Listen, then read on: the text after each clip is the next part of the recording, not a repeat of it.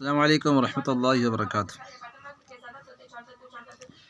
نماز کے باہر کے فرائض 7 ہیں اور نماز کے اندر فرائض۔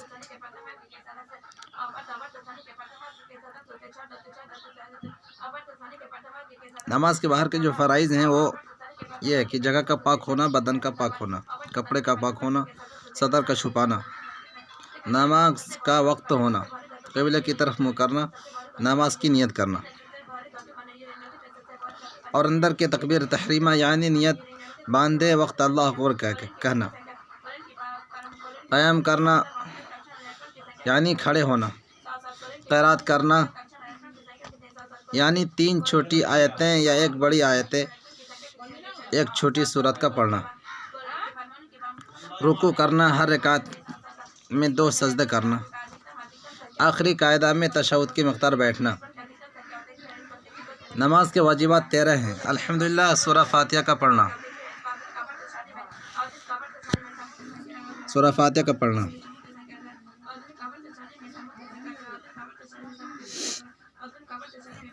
سورہ فاتحہ کا پڑھنا فرض نماز کی پہلی 2 رکعتوں میں، اور باقی تمام نمازوں کے ہر رکعت میں سورت کو ملانا۔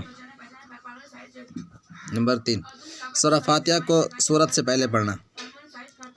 امام کو فجر، مغرب، عشاء، جمعہ، عیدین اور تراویح اور رمضان المبارک میں عشاء کی وتر میں آواز سے قرات کرنا، اور ظہر اور عصر میں آہستہ آواز سے پڑھنا، آہستہ آواز سے قرات کرنا۔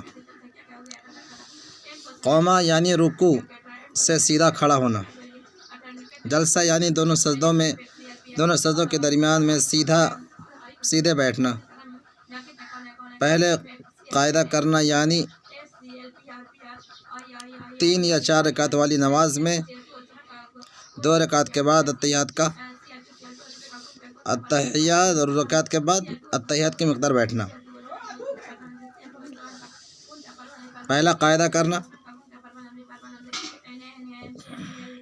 یعنی 3 یا 4 رکعت والی نمازوں میں 2 رکعت کے بعد بیٹھنا، اتحیات کی مقدار بیٹھنا، دونوں قاعدوں میں اتحیات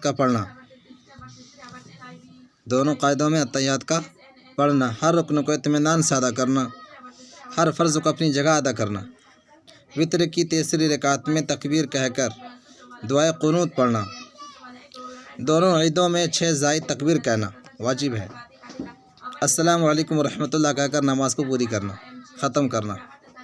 نماز کے فرائض میں سے کوئی فرض چاہے بھول کر چھوٹ جائے یا جان بوجھ کر چھوڑ دے، نماز نہیں ہوگی، پھر سے نماز پڑھے، اور اگر کوئی واجب جان بوجھ کر چھوڑ دے تو بھی نماز نہیں ہوگی، اور اگر کوئی واجب بھولے سے چھوٹ جائے یا کسی فرض یا واجب ادا